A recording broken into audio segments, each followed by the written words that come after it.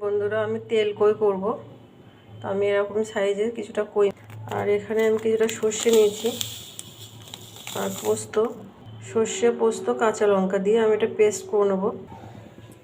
তো দেখুন বন্ধুরা আমার মাছটা ভেজে নেব। দেখুন বন্ধুরা মাছটা আমি ভেজে নিয়েছি, এবার আমি একটু কালো জিরে দেবো, এবার আমি পেঁয়াজ কুচিটা দেবো, এখানে বন্ধুরা আমি একটু হলুদ দেবো, এবার দেবো নুন, এখানে আদা বাটা, শুকনো লঙ্কার জিরে বাটার পেস্ট,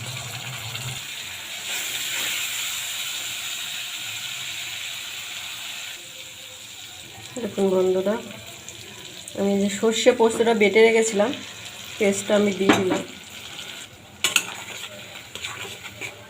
দেখুন এখানে আমি এবার জল দিয়ে দেবো। দেখুন বন্ধুরা মশলাটা হয়ে গেছে, এবার আমি জল দিয়ে দেবো।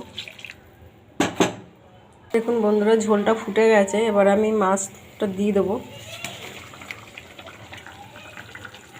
ওটা চেরা কাঁচা লঙ্কা দেবো। তো দেখুন বন্ধুরা আমার তেল কই রেডি, আমি একটু ধনেপাতা দিয়ে দিলাম। তো দেখুন আমার তেল কই রেডি। ভালো লাগলে বন্ধুরা লাইক শেয়ার করে দেবেন। টাটা।